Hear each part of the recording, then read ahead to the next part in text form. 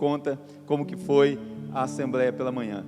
Deus quer falar com você, como já falou em todo o culto do que está acontecendo, mas Deus quer nessa noite que você imagine algo poderoso na sua vida. Você já parou para imaginar como vai ser a sua chegada no céu?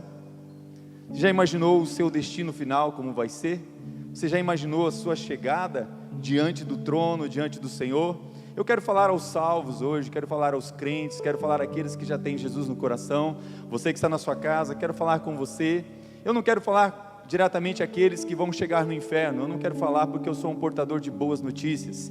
Aqueles que vão chegar lá no inferno, a coisa vai ser complicada, feia. Eu não quero nem estar lá, nem perto para ver.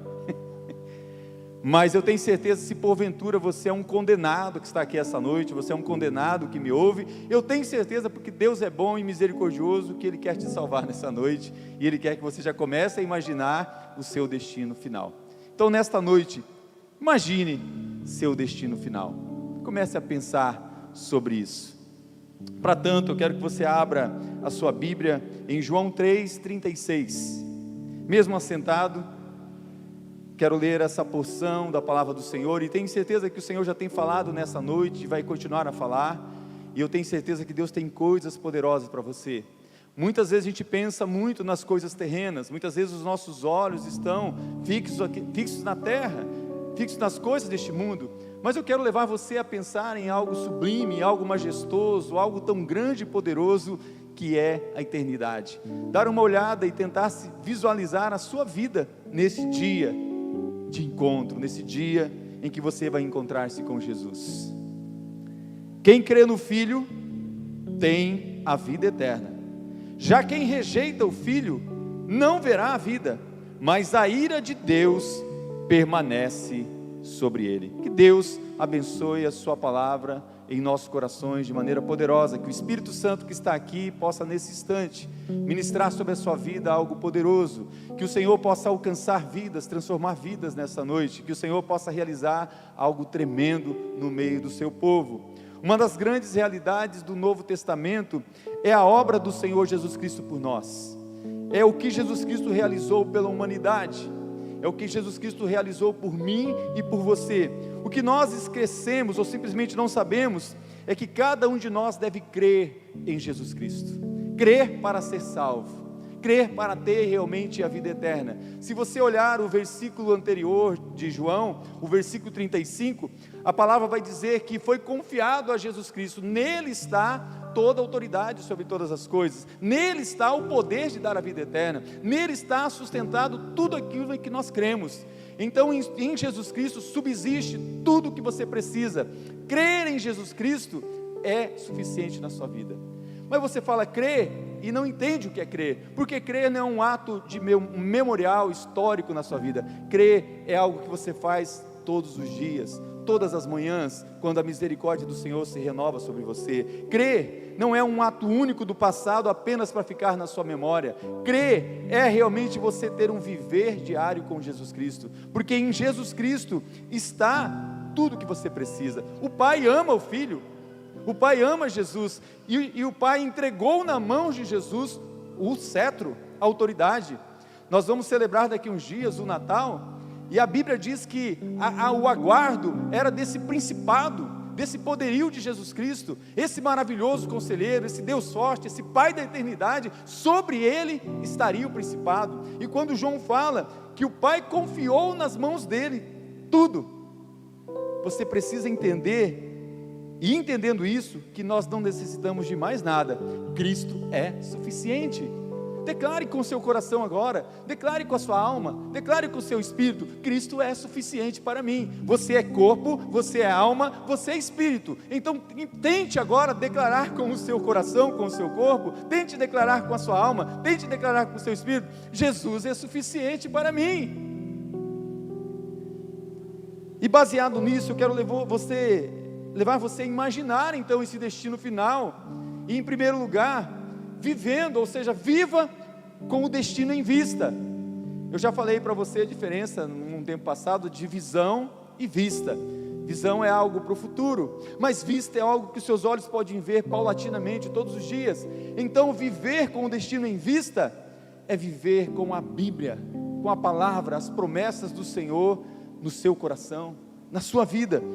A história da redenção, a história da humanidade está na Bíblia.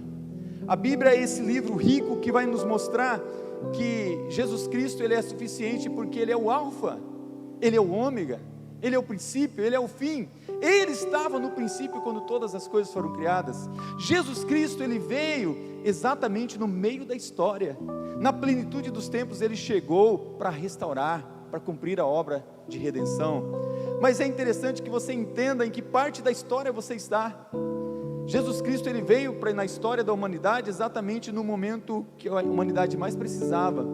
Mas o momento em que eu e você vivemos agora, nós estamos no meio da história. Você já parou para pensar nisso? Porque nós vivemos um momento em que a história não terminou, ainda existe um desfecho, ainda existe um final, e muitas vezes nós não entendemos isso. Eu não sei você, quando você gosta de um livro, um bom livro, ou quando você gosta de um bom filme, né? Ou quando você gosta de um romance, né? As pessoas gostam de romance. Tem gente que tem o costume de ir lá no final. Eu já quero saber como que é o final dessa história. Eu quero dizer para você que, ao olharmos para a Bíblia, nós podemos ir lá para o final da história e já saber o final, um final de vitória, um final de vitória para nós. Então, por isso, você precisa viver com o seu destino, com a eternidade à vista, perto de você. E como fazer isso, se a palavra de Deus não estiver perto de você? Tão perto de você ao ponto de estar dentro do seu coração, tão perto de você ao ponto de você viver as promessas de Deus com você. A comunhão entre Deus e o homem, um dia ela foi rompida, infelizmente. Você sabe a história, a Bíblia ela é linda porque ela conta a história desde o princípio, desde o jardim do Éden, desde a maneira perfeita como Deus foi criando todas as coisas, como Deus foi colocando as mãos dele, e quando Deus coloca as mãos dele, fica perfeito. Então Deus criou todas as coisas de forma perfeita, e Deus colocou ali Adão e Eva, para viverem naquele lugar perfeito, e serem perfeitos, e viverem em perfeição de vida. Adão e Eva, eles podiam cultuar a Deus, eles podiam adorar a Deus, eles podiam fazer todas as coisas, viver uma vida sem doenças, uma vida sem maldição, mas infelizmente, num ato horrendo, numa decisão que afetou totalmente a história de Adão e Eva, e a história dos seus filhos, e a história da humanidade, e a sua história, o mundo recebeu algo que vamos chamar da ira de Deus, porque não existe pior do que você não poder estar na presença de Deus, não existe algo pior do que você ser destituído da presença de Deus, de não poder conviver com Ele. E o homem que não estava satisfeito, esse homem Adão, ele perdeu esse privilégio, mas Deus, em seu infinito amor, Ele lançou a palavra de vida. Você sabia que o Evangelho, que você fala o Evangelho, as boas novas, a gente fala que é Jesus Cristo, mas o Evangelho começou no jardim do Éden. Você sabe que para tudo tem um protótipo, né? Então tem um proto-evangelho, que a gente chama de proto-evangelho, que está em Gênesis 3,15. O proto-evangelho é quando Deus, vendo o que o homem causou, Deus já deu a solução. Deus disse: olha, da semente de uma mulher vai vir aquele que vai pisar a cabeça da serpente. Ali ele estava dizendo: as boas novas virão, Jesus virá, e Ele será suficiente. Ele virá. Quando a história bíblica terminar, Deus vai derrotar todos os inimigos. O último inimigo a ser derrotado é a morte, porque na cruz do madeiro Jesus já deu para nós o símbolo do que é uma vida eterna, mas a morte ainda alcança você, a morte física, ela alcança você, mas um dia até mesmo essa morte física ela será aniquilada, e para isso eu quero dar para você 3 informações bem importantes, antes de passar para a segunda coisa que eu quero falar. Se você quiser seguir na direção correta, em primeiro lugar, precisa conhecer o seu destino final. Quantas vezes você já se deu mal por não saber o endereço, aonde você queria chegar? Até um aplicativo falha, mas Jesus não falha, a Bíblia não falha, e você precisa saber se você está na direção correta, conhecer o seu destino final. A segunda coisa, os detalhes da sua vida só fazem sentido quando você vê sob a perspectiva da eternidade, sabia? A sua vida só vai ter sentido quando você entende que existe uma eternidade. E em terceiro lugar, a eternidade nos ensina o que é realmente importante na vida. É a eternidade que nos ensina. Então a Bíblia é um livro de histórias, ela descortina para nós toda uma história. E quem não entende isso vai ser infeliz, vai viver infeliz e vai viver uma vida medíocre, triste e uma vida de insatisfação, porque Cristo não é suficiente ainda para ele, e o mundo sempre vai fazer com que ele queira mais, como está lá na palavra do Senhor, né? Aquelas duas sanguessugas, dá e dá, né? E nunca vai ser suficiente. Por isso que Paulo, ele falando aos Coríntios, em 1 Coríntios 15, 19, ele diz assim: se a nossa esperança em Cristo se limita a esta vida, somos os mais infelizes dos homens. Se você tem sido tão infeliz na sua vida, pare para pensar um pouquinho, se você não tem colocado a sua esperança só nas coisas deste mundo, só nas coisas debaixo do sol. O sábio, ele disse: eu vi uma coisa debaixo do sol, que tudo aqui é vaidade, que tudo aqui vai passar, que nada aqui vai satisfazer. Se Deus não está conduzindo você na direção, seguir a Cristo tem sido uma perda de tempo gigantesca. Então, se nós não estamos indo na direção certa, nós estamos indo para algo que não sabemos o que é. Já parou para pensar nisso? Se o destino, se a eternidade não estiver dentro do seu coração, você não vai se satisfazer. Eu pergunto para você: por que alguém tiraria todo o seu domingo para estar aqui num culto? Por que você tiraria o seu tempo para ajudar alguém numa ação social?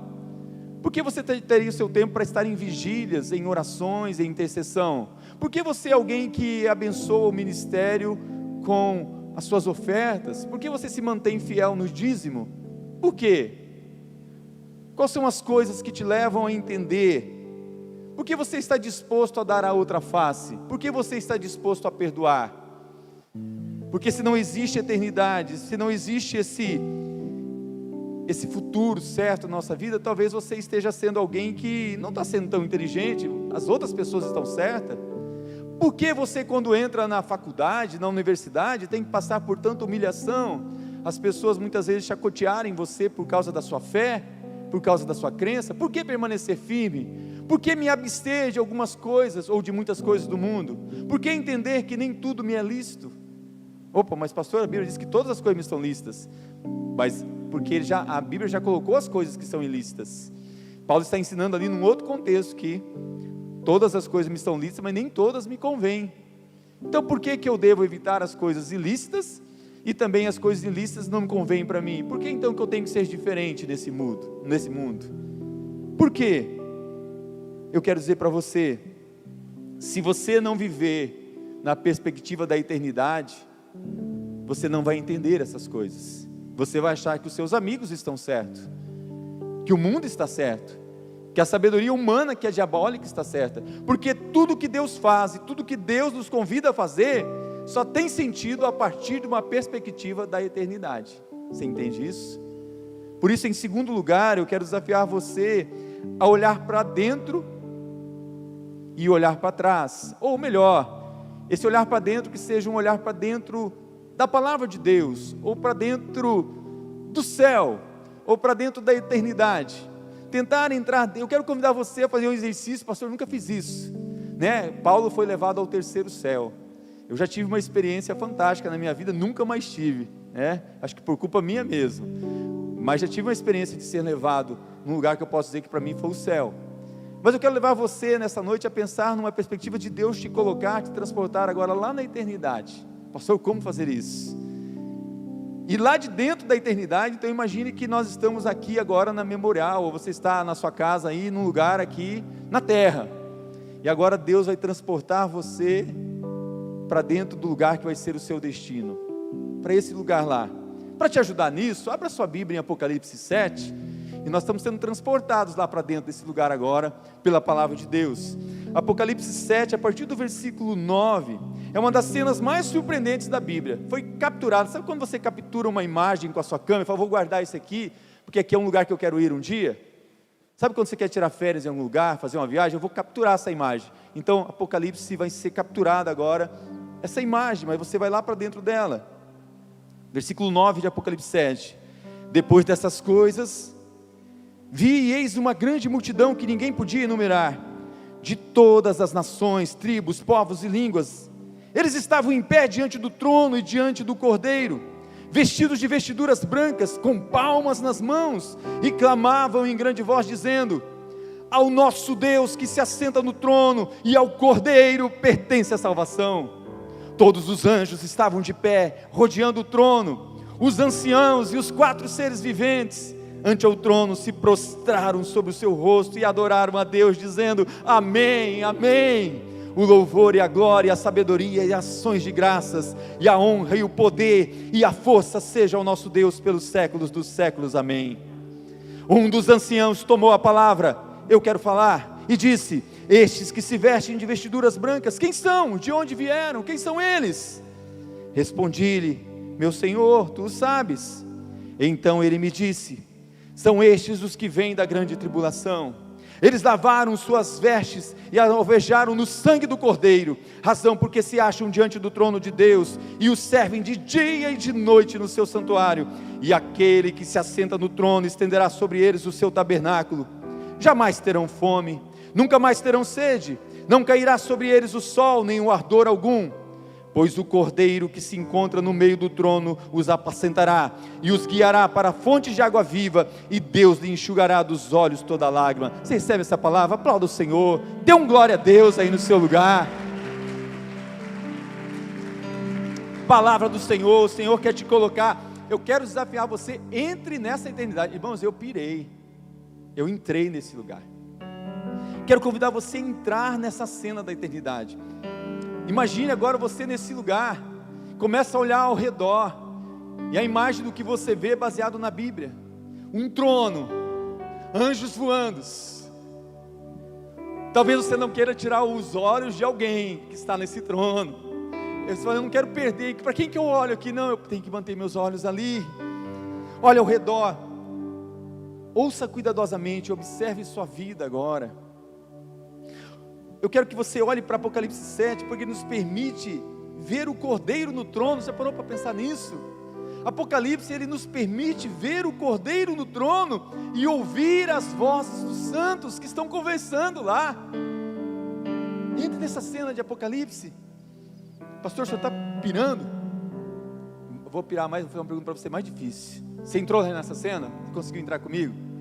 Uma pergunta difícil. Você se vê nessa multidão? Você se vê lá? Você se vê lá nesse lugar? Você está lá, meu irmão? Você está lá, minha irmã? Esses santos, esses salvos, são pessoas exatamente iguais a mim, iguais a você. Eles estão lá.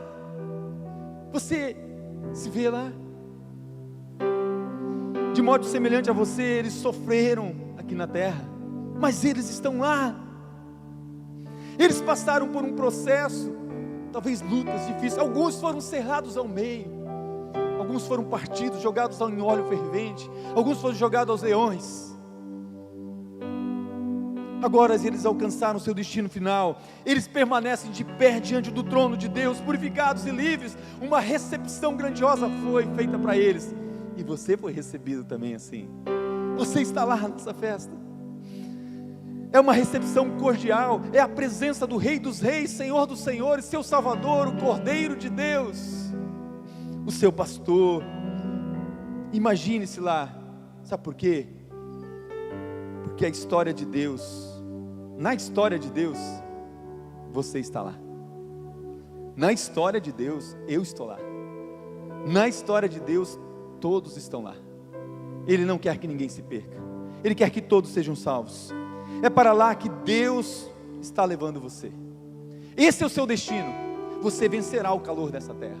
Você vencerá as aflições deste mundo. Você vencerá as lutas. Haverá um momento em que você vai ouvir um coro de louvor cantando, como nós ouvimos a ministração aqui. Só que você vai ouvir lá, e vai estar lá o coro, né, cantando, as pessoas adorando. Vai estar ali o Hugo, né, com a Débora, o pessoal tudo cantando, e eles estão lá no céu. E de repente você olha, mas eu estou cantando com eles, eu estou junto, porque você olha para aquela grande adoração, e você está no meio dela. É assim que Deus vê o seu destino.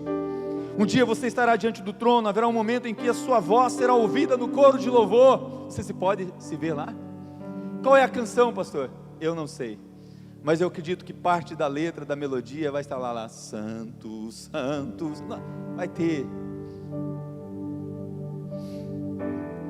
A vida parece dramaticamente diferente quando é examinada com os olhos na eternidade. Olhe lá dentro, para Apocalipse, para esse momento. Mas olhe para trás, olhe um pouco para onde você está hoje, aqui agora. Você se vê lá? Você está lá? Eu quero que você imagine a sua vida a partir de hoje, meu irmão e minha irmã, você que me ouve na sua casa, pelas lentes da eternidade. Olhe de maneira diferente. Porque o Senhor quer que você não tenha a palavra de Deus somente como para ter mapas, gráficos. Apocalipse é para eu entender como vai ser o destino final. Não. Apocalipse é para que você tenha a revelação de como vai ser o seu destino, de como é esse lugar, de como é a sua morada, de como é a sua casa. E vi um novo céu, uma nova terra vir. O mar já não existe. Lá o próprio Senhor Jesus Cristo será o sol. Ele enxugará do seu rosto toda lágrima. Não haverá dor, não haverá morte. As ruas são de ouro, o mar de cristal. Os portais, como são esse lugar? Você se vê andando nessas ruas? Onde você vai morar? Para você entender e imaginar o seu destino final, em terceiro lugar, faça isso, porque o destino aclara os nossos valores. O destino faz com que você perceba onde você está colocando o valor, no que você coloca os valores da sua vida. Ouça cuidadosamente os santos que estão lá no céu. Ouça cuidadosamente o que eles dizem lá, do que eles falam, do que eles conversam. Essa grande nuvem de testemunhas que estão olhando para mim e para você, observando a vida terrena. Ao considerarem tudo que eles experimentaram na terra, o que eles celebram lá no céu? O que será que eles celebram? O que eles estão celebrando? Tem gente que vê o céu e pinta o céu como algo monótono, algo parado. Irmãos, nem quando Jesus veio na terra, ele não viveu assim. Jesus era alegre, Jesus gostava de festa, Jesus gostava de alegria. E eu acredito que no céu vai ser muito melhor ainda. Não, acredito, eu tenho certeza. Esses companheiros de peregrinação poderiam celebrar o que lá no céu? Será que eles celebram um bom emprego, uma linda casa, vizinhos, amigos, uma festa de casamento? O que eles celebram no céu? Saúde física. Tudo isso é bom e adequado ser agradecido, mas esses que estão lá, neste lugar que um dia você estará lá, o nosso destino final, ao ficarem diante do Senhor, coroados pela glória dEle, reinando com Ele, celebram a restauração completa que aconteceu na sua vida, a glorificação, o poder estar na presença dEle, o poder não estar distante dEle, porque Deus terminou a obra de transformação na vida desses santos. Ele mudou os seus corações pela sua graça, Ele transformou, e eles podem agora se colocar diante dEle sem nenhum impedimento, e eles celebram porque estão diante de um Deus justo e santo, e nada atrapalha a comunhão com Ele. E assim eles se levantam, e um crescendo de adoração, celebrando. E sabe como que eles talvez começam celebrando lá? A primeira coisa que eles vão dizer: o Senhor venceu, Ele venceu, Ele venceu, eu venci. Sabe quando você recebe um diploma, você tem um certificado, e você celebra: olha, eu consegui a minha vitória, o meu diploma, né? Eu terminei minha faculdade. É muito mais, você vai chegar no céu assim: eu venci, eu sou o vencedor, eu celebro. O seu vencedor? Então celebra aí, irmãos, dá um glória a Deus, fala: eu venci, eu celebro. Porque vai ser assim lá no céu. O Senhor fez o que eu não podia fazer por mim mesmo. O Senhor fez o que eu não podia realizar. O Senhor acabou com a nossa sujeição a esse mundo, com toda a humilhação que você passou nesse mundo, com todo ataque contra a igreja, com todo ataque contra a sua família, com todo ataque contra os seus filhos. Acabou. O Senhor acabou com toda a sujeição do pecado. Ele nos restaurou e nos faz desejosos de sermos adoradores, de adorar o Senhor. A coisa mais importante, acredite que eu vou dizer agora, a coisa mais importante acontecendo na sua vida exatamente agora, não é uma casa nova, ela é boa, não é um emprego novo, não é o sucesso profissional, não é um novo relacionamento. A única coisa, ou a principal coisa que merece ser celebrada na sua vida, é o que você vai celebrar por toda a eternidade, é a sua redenção. Que darei ao Senhor por tudo que me tem feito? Tomarei o cálice da salvação. É pela graça de Deus você está sendo progressivamente libertado. Haverá um dia que você ficará diante do trono de Deus. você não estará aflito, não estará envergonhado, não estará temeroso, não estará com culpa, porque você estará diante daquele que já te transformou. Enquanto estivermos nesta terra, talvez você vai passar por medos, frustrações, por lutas, mas quando estiver diante dele, ele já mudou, já transformou você completamente. O destino final é a sua presença na sala do trono. Já parou para pensar nisso? Juntos, com vestiduras brancas de justiça e coroados com a glória, celebraremos a única coisa digna de ser objeto da nossa vida, o Cordeiro e a sua salvação. Esse é o lugar para onde Deus está levando você. É fácil compreender, mas é difícil permanecer. Quantas vezes você já pensou em desistir? Talvez hajam pessoas aqui nesta noite que estavam pensando em desistir de tudo. Talvez hajam pessoas que estão me ouvindo que já desistiram. E o Senhor com cordas eternas está te atraindo de volta nessa noite. Porque a sua vida não tem sido fácil. Há dias que tudo parece impossível. Quando vai haver mudança? Quando isso que tudo vai acabar? Mas você precisa nessa noite começar a olhar para a sua situação com os olhos do Evangelho, com os olhos da graça, com os olhos da eternidade, com uma boa notícia no coração, com uma boa notícia na mente, com a boa notícia da palavra cada dia entrando dentro de você, com as lentes da eternidade. A situação sua não estará fora da área de atuação da graça de Deus nunca. Sabe por quê? Porque Ele te vê lá nessa história final. Ele te vê. Na verdade, Cristo está trabalhando no meio de toda essa confusão, no meio de cada desapontamento que você passa, Cristo está trabalhando. Ele disse: meu Pai trabalha e eu trabalho também, e eu trabalho em favor daqueles que em mim esperam. A eternidade nos lembra que há um final, uma maneira de chegar ao fim, e há alguém comprometido, há alguém compromissado com isso, e o nome dele é Jesus Cristo. Ele é o mais interessado. Ele disse: Pai, eu vou orar já por eles. A oração sacerdotal de Jesus Cristo, a oração sacerdotal de Jesus Cristo em João, ele está dizendo: Pai, eu vou apresentar algumas pessoas aqui, é a intercessão. Pai, eu não quero perder nenhum deles. Eu já perdi um, o filho da perdição, Judas. Eu não quero perder mais ninguém. Ele não quer perder você, meu irmão. Ele não quer perder você, minha irmã. A eternidade também tem um propósito de lembrar a cada dia, a cada um de nós, que a graça de Deus é um processo. Não pense que a graça de Deus é uma liberdade, agora para você ter libertinagem. Graça é um processo, e Deus está comprometido a completar o processo em cada um dos seus filhos. Deus está comprometido em completar em você. Aquele que começou a boa obra é fiel para completar. A eternidade permanece, é uma garantia do Senhor. Quantos desapontamentos na sua vida você já passou? Sabe aquela promoção que não veio? Você acredita? Aqui na Memorial não, porque aqui é uma igreja diferente. Memorial é diferenciado, irmãos. Other level. Memorial é outro nível. Olha só, tem gente que fica chateada. Gente, não me indicaram o meu nome na nova diretoria da igreja. Eu trabalhei tanto, me esforcei, até eu me indiquei e parece que não deu certo. Desapontamento porque você não foi lembrado, não foi colocado. Eu fiz tanto e não lembraram de mim. Eu não recebi os aplausos, não recebi os holofotes.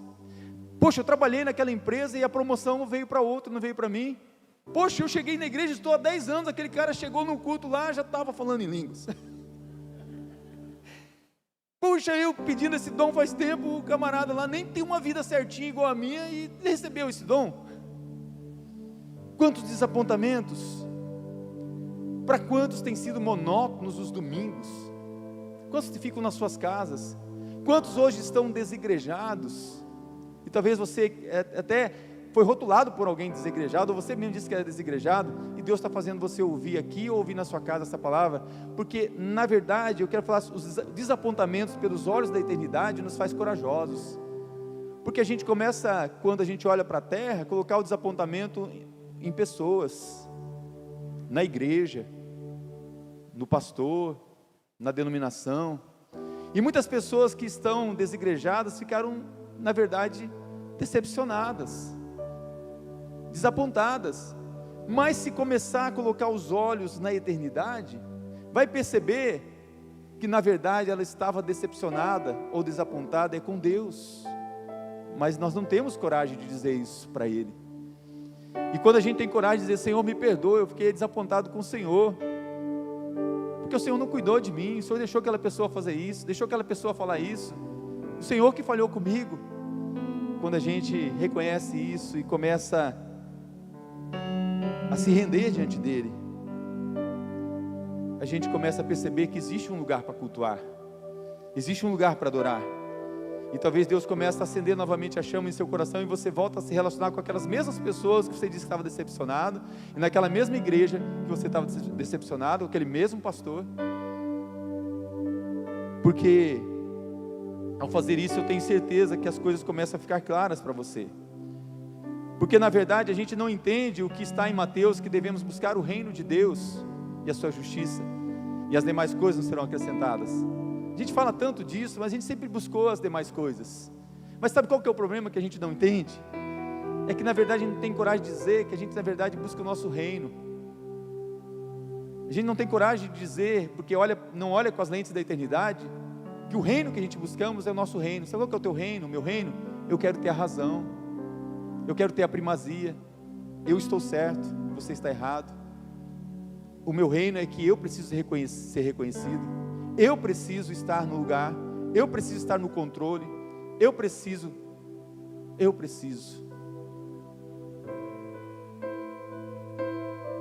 Quando Jesus nos salva, Ele não apenas muda o que nós somos, mas muda também quem somos. Você entende? Quando Jesus nos salva, Ele não muda apenas quem nós somos, mas muda também quem somos. Esses santos que estão no céu, esses salvos que estão no céu, e eu te vejo lá, e eu me vejo lá, eles olham para trás e celebram suas vidas na terra, porque eles celebram a sua inclusão na obra redentora de Deus, eles celebram sua identidade, eles celebram quem eles são. Muitas pessoas que estão sofrendo estão porque perderam a sua identidade, já não sabem mais quem são, não conseguem perceber que são filhos e filhas amados do Senhor. O Senhor quer ministrar para pessoas aqui nessa noite: você é meu filho, você é minha filha, mas não é só meu filho e só minha filha, você é meu filho amado, você é minha filha amada. As pessoas que perdem identidade, eles não celebram mais, eles não têm uma identidade. Um filho, uma filha que perdeu sua identidade, precisa deixar que a eternidade traga clareza à sua identidade como aos seus valores, porque um filho e uma filha que perde a sua identidade, perde os seus valores também. Filhos e filhas precisam fundamentar sua identidade em realidades espirituais duráveis. O reino que Deus quer na nossa vida não é um reino desse tempo, é o reino eterno dele, é o reino dele em nós. É preciso olhar para si do ponto da segurança de quem você era, como filho ou filha, porque entender isso, há um poder nisso, porque a própria Bíblia declara que todos aqueles que receberam a Jesus, foi-lhes dado um poder de serem chamados filhos de Deus. Você entende isso? Eu preciso tomar posse disso. Um poder foi me dado, apesar de nossas fraquezas e imperfeições, há um poder em mim, é o poder da graça de Deus. Não vem de você, não vem de nenhum de nós mesmos. A graça é dom de Deus, não vem de vós para que ninguém se glorie, não vem pelas suas obras, para que você não ache que é pelo seu esforço. É dom de Deus, é presente de Deus. Deus está usando tudo que Ele planejou. Se Ele precisar te corrigir, Ele vai corrigir. Está usando situações para falar com você, está fazendo às vezes você passar por um estreito para você se lembrar, está fazendo você passar por um deserto para ver a essência do que há em você, do que você coloca o seu valor. Essa guerra de desejos, essa de vontade sua, é porque você quer ter o seu reino, mas Deus está gritando e dizendo: o reino é meu, e eu quero que você faça parte dele, porque você é meu súdito. Mas eu não quero que você venha como súdito, eu quero você como meu filho, como minha filha. A eternidade lembra a cada um de nós o que realmente importa. Você tem parado para pensar nisso? Em que situações você tem imaginado se vale a pena seguir a Jesus Cristo ainda? Se vale a pena estar numa igreja? Em que situações você tem tido dificuldade de entender o que Ele está fazendo na sua vida? O que está acontecendo na sua família? O que está acontecendo na sua casa? Em que áreas você já desistiu? Eu desisti do meu chamado. Ah, não, foi Ele que te chamou, por que você desistiu? Você estava indo tão bem, o que te fez parar de caminhar? Você culpou alguém? Olhe para Ele, Ele continua te chamando. Volte. Você tem um chamado? Tem um ministério? Tem uma vocação? Um dia Ele vai perguntar para você: eu preparei tudo isso para quê? Para a eternidade, porque isso vai ser útil aqui no céu. Use seus talentos, seus dons aí na terra, suas habilidades. O machado só é bom quando ele é usado, fica mais afiado. Ao ouvir os santos lá da eternidade, você se vê lá? Você está lá? Talvez para muitos está assim: ah, pastor, se eu tivesse tal coisa, aí eu mudaria. Olha, se eu tivesse isso, o que você tivesse, mudaria? Olha, se Deus me desse tal coisa, aí, qual que é o seu maior alvo na vida? Qual que é o seu alvo para você poder? Por que você estuda semana após semana? Por que você quer fazer uma faculdade que vai ter que estudar 10 anos, 5 anos? Por que você trabalha tanto? Por que você estuda tanto? Qual é o alvo que você quer alcançar? Se você estuda por várias horas ou trabalha 60 horas por semana, você deve ter um propósito em mente, não tem? Que esperanças e promessas estão dando diretriz à sua vida para você continuar trabalhando tanto, correndo tanto? O que você quer alcançar? Quanto você quer comprar? Quanto você quer adquirir? Quanto você quer ter? O que você precisa mais? Você precisa ter um alvo e o destino na sua vida que vai fazer a diferença, porque os alvos e destino de Deus, da eternidade, eles refletem os propósitos de Deus. Sabe por quê? Porque te fazem cada dia mais parecido com Deus. Se os seus alvos, os seus propósitos, que você gasta tempo e investe, é para ser cada dia mais parecido com Jesus, vale a pena. Se não é, não vai valer a pena. É como a gente canta, né, aquela canção, né, essa equipe sempre canta, né? Senhor, valeu a pena, vai valer a pena. Tudo que você tem feito, será que vale a pena? Tudo que você tem feito hoje te atrai para mais perto de Jesus? Te levam para mais perto dele? O processo da mudança do cristianismo não gira em torno de um sistema de redenção, sabia? Tem gente que acha, olha, o processo de mudança é através do cristianismo, através de um processo de mudança que a gente vai mudar. Não, irmãos, a mudança vem em cima daquele que redime, não o processo, não o cristianismo, não a igreja, não a religião. Tem um nome, aquele que redime é Jesus Cristo. É Jesus Cristo, Senhor dos senhores. A Bíblia nos convida a focalizar em Cristo, nosso Redentor, a palavra de Deus encarnada, que nos dá um padrão e poder para mudar. Cristo é a nossa esperança e Cristo é a esperança da glória. Ele interliga o perdão do passado ao crescimento do presente e à esperança do futuro. Pastor, o que o senhor falou aí? Vou repetir. Ele interliga o perdão do passado ao crescimento do presente e à esperança do futuro. Acho que ficou bom, hein? Anota isso, hein? A esperança para o presente é fundamentada na esperança da eternidade. A esperança para o presente é fundamentada na esperança da eternidade. Quem é a esperança? Ele é suficiente, Cristo. Cristo. Ela descansa nele. Cristo é a base. O homem sábio constrói a sua casa sobre a rocha. Vem o vento, vem a tempestade, vem a chuva, ela permanece firme. Quem é esse que quando fala tem palavra de sabedoria? Jesus Cristo.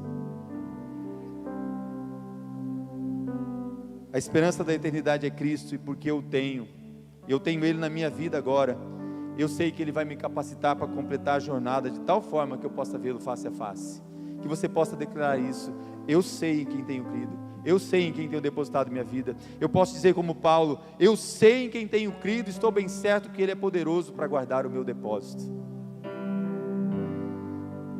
Então imagine o seu destino final também, preparando-se para o destino final.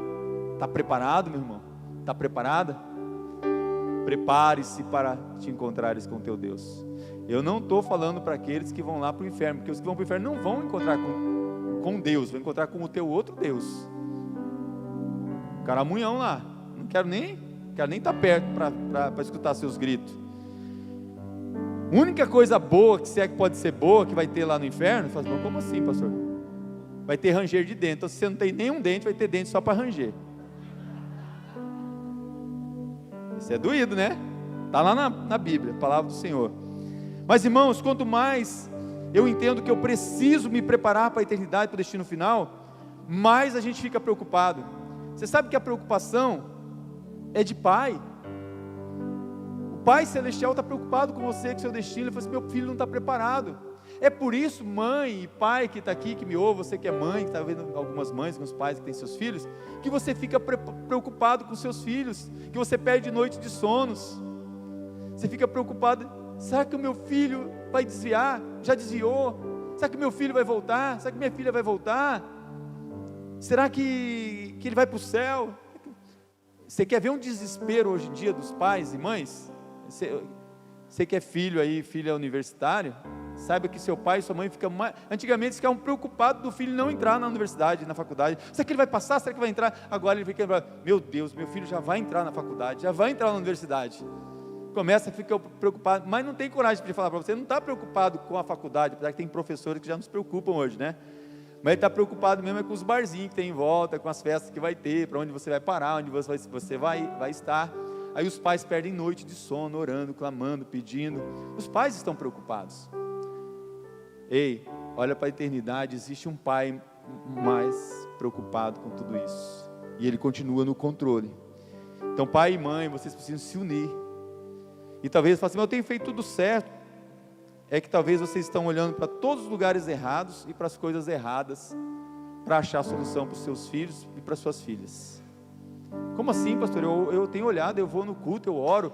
Não, mas talvez você está depositando toda a sua confiança numa igreja, numa religião, numa programação, e você ainda não depositou a sua confiança naquele que é suficiente.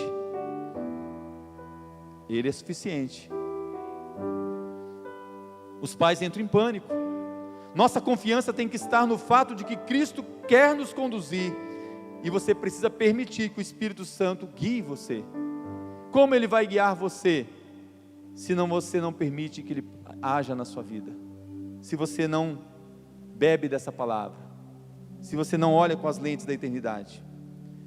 Quero fazer algumas perguntas para você, para passar para o último ponto. Existe alguém em sua vida para quem você tem olhado através das lentes de um temor pessimista? Assim: eu estou olhando para minha filha, ai meu Deus, chega a dar aquela dor, assim, aquela pontada no seu coração, aquele desespero. Seu filho, seu esposo, sua esposa, seu amigo, seu parente, para quem você tem olhado com uma lente pessimista? Quero convidar você a pegar sua filha, seu filho, apresentá-lo diante do Senhor, e agora colocar os seus olhos na eternidade, e da onde vem toda a boa dádiva dos altos céus, de lá eu olhar para aquilo que o meu filho e minha filha vai receber. Tire os seus olhos daquilo que causa dor, preocupação, e coloque os olhos naquele que tem a solução, naquele que tem tudo que você precisa. Tire os olhos das águas turvas, da sujeira, da podridão, da dor, da enfermidade, do pus, do câncer, da enfermidade, e coloque os olhos na fonte das bênçãos, e fala: Senhor, faz jorrar. Tire os olhos do meio da tempestade, do tumulto, do tsunami, e olhe para onde está vindo o rio. Há um rio que sai do trono de Deus e rega a cidade, e o rio ele não vai vir diretamente naquela água turva. O rio vai vir na cidade. O rio precisa passar por você, e rios de água viva vão fluir para você ter autoridade sobre o seu filho, sobre a sua filha, sobre a enfermidade, sobre o tumor, sobre o câncer, sobre a luta, sobre a surdez, sobre qualquer enfermidade. Você está me entendendo? Alguém que você já tenha desistido? De mim mesmo, pastor. Não desista, porque Ele não desiste de você. É por isso que você está ouvindo essa palavra nessa noite. Alguém em sua vida com quem você esteja amargo? Ou essa pessoa está amarga com você? Existe alguém que você inveje? O que Deus poderia estar lhe dizendo sobre o seu relacionamento com essa pessoa? Quero dizer para você que ter passos, e não é fácil você, já vou inverter meus olhos e olhar com as lentes para a eternidade. Existem passos para o destino, existe um começo para isso. Os passos para o destino mudam a forma que você se relaciona com Deus. Eu preciso viver isso. A palavra de Deus, ela é cheia de princípios poderosos de vida, mas aplicá-la à sua vida não é uma tarefa fácil. Viver ela não é fácil. Tendemos a encontrar os mesmos problemas repetidamente. Às vezes, na maioria das vezes, até aquilo que é bom se torna ruim. As mudanças que nós queremos, sempre elas são muito demoradas. As coisas que queremos que sejam rápidas, e elas não são. É fácil crer que somos impotentes para mudar, e que todos os nossos esforços são insignificantes. É fácil crer nisso, que a gente não vai conseguir. É difícil crer que aquilo vai mudar, que aquilo vai ser transformado. Mas o Evangelho, a boa notícia, o olhar para a eternidade, te convida a olhar para a confusão da vida, para tudo que está ao seu lado, um caos, e ver que Deus pode transformar. As boas novas do Evangelho é que Cristo já subjugou o pecado, a morte, e com eles todo o fim destrutivo e insignificante. Nosso destino final infunde toda a palavra, ação, desejo, resposta com significado e propósito. Quero dizer para você algo muito forte, muito poderoso. Escute isso aqui. Tudo que Deus tem trazido às nossas vidas, tudo o que Deus tem trazido à sua vida, tudo o que Deus tem trazido à vida do seu filho, da sua filha, tudo que Deus tem trazido às nossas vidas, tem trazido com o nosso destino em vista. Deus não desistiu do seu filho, Deus não desistiu da sua filha, Deus não desistiu de você, e Ele é suficiente para tudo que você está vivendo. Deus está mudando você agora mesmo, nesse instante, para você entender isso, porque Ele está colocando a eternidade. Lembrei de uma coisa, um texto que eu gosto demais, Eclesiastes 3, fala assim: tudo tem o tempo determinado de Deus, tempo de rir, tempo de chorar, tempo disso, tempo daquilo. Aí você pula lá para o versículo 11, ele fala assim: também Deus colocou a eternidade no coração do homem, sem que o homem possa compreender a grandeza disso. Comece a compreender a grandeza da eternidade. Deus está mudando você, seu destino é seguro, desde que você tenha depositado nas mãos do Senhor. A perda de qualquer coisa na nossa vida é difícil. Como é difícil perder? É difícil perder para o Palmeiras, irmãos. É difícil receber tanta gozação no meu WhatsApp. O pessoal não respeita pastor nessa hora. Está rindo, não é? Porque está todo mundo rindo, porque todo mundo fez isso comigo, meu. Não é fácil, irmãos, viver em outro nível, ser flamenguista. Mas eu usei isso para dizer que para você que não é fácil ser um cidadão do céu. Uma brincadeira só para você entender. Não é fácil viver de maneira diferente. Não é fácil olhar para a eternidade. Sabe por quê? Você pode perder tanta coisa nessa terra. Você pode perder a sua empresa, pode perder a sua saúde, perder a sua vida, perder tanta coisa, perder alguém que você ama perto de você. Mas se você olhar para essas perdas, olhar para tudo à sua volta, com os olhos na eternidade, e com a eternidade dentro de você, você só não pode perder uma coisa aqui na terra, para poder viver essa vitória que eu quero te falar: a sua identidade em Cristo, quem você é. Você não pode perder o amor e a graça dEle, Ele não deixa. Você não pode perder seu dom da vida eterna, que é um dom de Deus, é dádiva de Deus, o dom do perdão dEle. O lugar seu está reservado no céu, entenda isso. Ele te convidou, Ele já mandou o convite para você, Ele já pôs o seu nome lá e reservou, disse: ninguém vai pegar esse lugar é dEle, é dela, seu destino é lá junto com os santos. Ele é poderoso e suficiente para guardar o seu futuro eterno. Quando mantém seus olhos no destino e segue no caos dessas coisas, você pode viver uma vida de vitória. A alegria cristã não diz respeito a evitar a vida aqui na terra, mas diz respeito a você sonhar com o céu. Ela está relacionada a olhar com toda honestidade para toda a terra difícil que você vive, tudo que está aqui na terra, esse calor escaldante, as aflições da terra. Olhar para a terra, mas colocar as lentes do céu. Eu não sei se você alguém já precisou, quem faz cirurgia nos olhos, comprar aqueles óculos especiais, né? Que é para tirar reflexo, né? Esses óculos tem até alguns tem negócio até 3D, né? Você olha assim para alguma coisa, sem o óculos você não vê. Quando você coloca o óculos você vê tudo. Até quem tem miopia, né? Sem o óculos não enxerga nada. Então você coloca os óculos, você consegue enxergar. Eu quero convidar você a colocar as lentes, né, da eternidade nos seus olhos a partir de hoje. E a partir de agora veja diferente. Pastor, estou entendendo tudo isso, mas não é fácil. Por isso que eu vou para o último ponto para fechar o que eu quero falar para você. Imagine seu destino final, mas tendo auxílio nessa caminhada. Você não está sozinho. Você não está sozinho. Não te deixarei, não te abandonarei. Eis que estou contigo todos os dias da sua vida. Eu te esforço, eu te ajudo, eu te sustento, eu te pego pela tua mão. Talvez você esteja pensando: eu estou contente que haja um destino final para mim, mas eu penso que não chegarei lá. Muitos estão pensando assim. Deus nunca espera que você faça essa jornada sozinho. Ele não espera. Ele proporciona a melhor ajuda possível para todo o caminho. Primeiro porque Ele prepara o caminho. O caminho. Eu sou o caminho, eu sou a verdade, eu sou a vida. Mas Ele proporciona para você a melhor ajuda para que você percorra por esse caminho. E nas palavras de Paulo, você pode abrir a sua Bíblia em Colossenses 2, está lá do versículo 9 ao 10, diz assim: porquanto nele habita corporalmente toda a plenitude da divindade. Também nele estáis aperfeiçoados.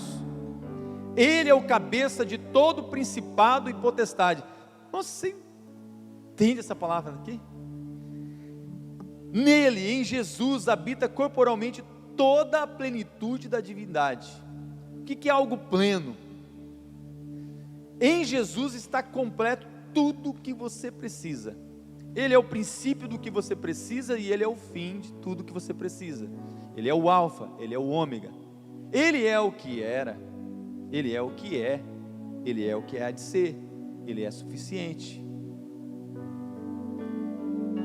Também nele vocês estão aperfeiçoados. A Bíblia fala: sede vós perfeitos. Mateus vai falar isso. Como é perfeito o vosso Pai que está no céu. Só teve um perfeito na terra, Jesus. Estamos todos em igualdade de pecado e falhas e erros.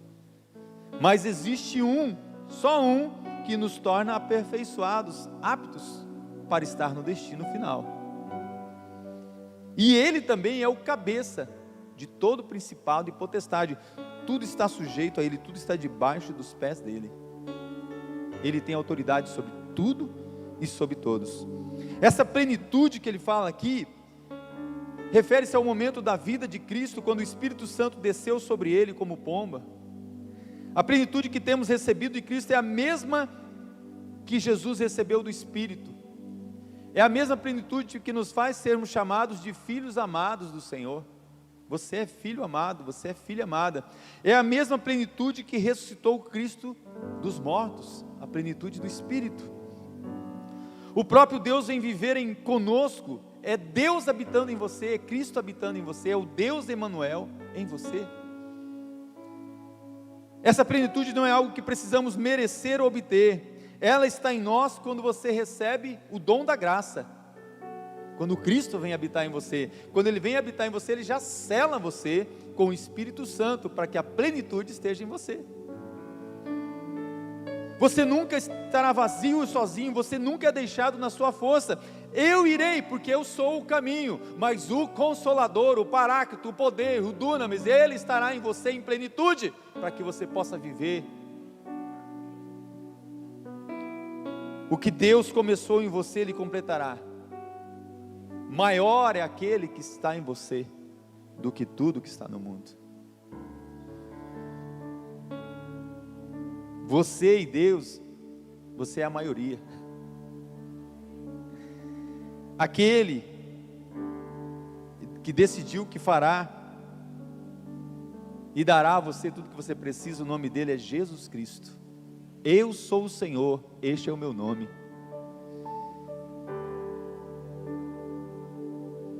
Ele vai dar tudo o que você precisa para você chegar lá. O que você precisa para chegar lá no destino final? Ah, seu o quê? O que você precisa? Eu quero terminar essa palavra e já quero chamar a equipe de louvor, perguntando para você uma coisa muito simples, para você que está aqui, você que está na sua casa e você que talvez vai ouvir essa palavra em outro dia, em outro momento. Primeiro dizer o seguinte: Deus já decidiu que você estará lá, certo? Você se vê lá? Então a minha pergunta para você é essa: e você, já decidiu aceitar o seu destino em Cristo? Se você abrir a sua Bíblia em João 3, a gente só leu João 3,16, né, irmãos? Porque Deus amou o mundo de tal maneira que deu o seu Filho unigênito para que todo aquele que nele crê, não pereça, mas tenha vida eterna. Você já leu os versículos que vêm depois? Você já leu o restante? Leia. Tenha coragem de ler. Olha só. Vamos ler, por exemplo, 17. Porque Deus enviou o seu Filho ao mundo não para que o condenasse, não para condenar o mundo, mas para que o mundo fosse salvo por ele. Ele quer salvar todo mundo. Aí o 18 diz assim: quem crê nele não é condenado, mas quem não crê já está condenado, porque não crê no unigênito do Pai. Então quem não quer estar lá nesse lugar chamado céu, não precisa fazer nada, você já está condenado. A palavra do Senhor nos diz que quem crê no Filho tem a vida eterna. Você que está aqui essa noite, você já tem a vida eterna? Quanto eu pago, pastor? Que penitência eu preciso fazer? Que sacrifício eu preciso fazer? Qual é o preço? Todo sacrifício, todo preço já foi pago na cruz do madeiro, por aquele que um dia olhou e viu você lá na eternidade, diante dele, diante da presença dele. Quem crê no Filho tem a vida eterna, já quem rejeita o Filho não verá a vida, mas a ira de Deus permanece nele. Se você pudesse imaginar o seu destino, esse dia que você chegou lá no céu, como ia ser? Parou para pensar? Tem uma canção que eu pedi para a equipe, que ela diz assim: se eu pudesse imaginar como iria ser, lado a lado, junto a você. Se eu pudesse imaginar o que eu iria fazer, face a face, quando eu contemplasse os seus olhos, quando eu contemplasse o Senhor, meu Redentor, quando eu estivesse diante do Senhor face a face, como você ia agir? Você já parou para imaginar? A canção, ele diz assim: eu ia estar rodeado pela sua glória. O que eu irei sentir? O que eu vou sentir? Já para pensar como vai ser esse dia, irmão? Vai ser sublime. Um culto já é tão gostoso, a presença do Senhor está aqui, já está maravilhoso. Você já imaginou lá no céu, rodeado pela glória dele, os anjos voando, os querubins, os serafins, aquele coral cantando, aquele coro cantando, e você no meio adorando, você no meio louvando. Eu não sei se eu vou dançar, eu não sei se nos seus braços eu vou cair, mas eu sei que a sua presença, e na sua presença eu vou ficar. Provavelmente, como a canção diz, talvez você vai ficar de joelhos ali chorando, adorando. De joelho eu vou ficar, de joelhos prostrado, declarando que eu o amo. Imagine, irmãos, a sua eternidade, imagine o seu dia, no dia em que eu chegar lá, contigo eu me encontrar, como vai ser? O primeiro a te encontrar será Ele. Mas já parou para pensar que depois você vai encontrar outras pessoas? Pessoas que partiram antes? Que alegria do reencontro! Quantos filhos vão encontrar sua mãezinha, seu pai, seu cônjuge, seu filho, sua filha, seu bebezinho? Vai ser algo maravilhoso, irmãos, não fique de fora disso. Deus preparou, olha um Deus que ama. No dia em que eu chegar e me encontrar com Ele e te adorar, a adoração que foi perdida lá no jardim do Éden, Jesus veio devolver. Irmãos, foi trágico o dia que Adão pecou, afetou toda a adoração, a morte entrou na terra. Você sabe que até a natureza, até hoje geme, aguarda, espera a volta de Cristo. Sabe por quê? Quando o pecado entrou, a própria natureza, não existia espinhos, abrolhos nas plantas. As próprias plantas mudaram. Sabia disso? Onde o senhor leu isso, pastor? Procura na Bíblia, você vai achar. Se eu pudesse imaginar prostrado aos seus pés, já imaginou você tocar em Jesus, Ele tocar em você, como Ele já toca em nós através do Espírito Santo, mas tocar em Jesus, Ele tocar em você? Já imaginou de repente receber um abração de Jesus? Quero convidar você com as lentes da fé já começar a olhar além. O que você vai sentir nesse dia? Vamos adorar o Senhor. E depois eu quero orar por você, orar pelas pessoas que estão na sua casa. Imagine o seu destino final. Imagine esse encontro com o Senhor.